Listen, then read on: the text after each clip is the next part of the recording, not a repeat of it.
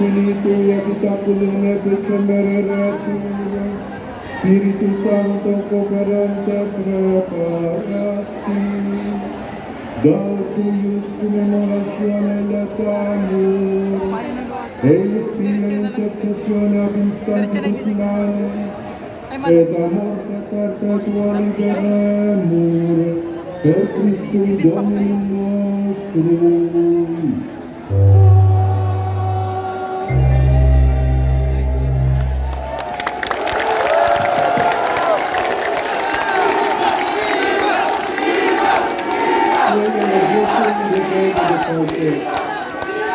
All powerful God, you always show mercy toward those who love you, and you are never far away for those who seek you.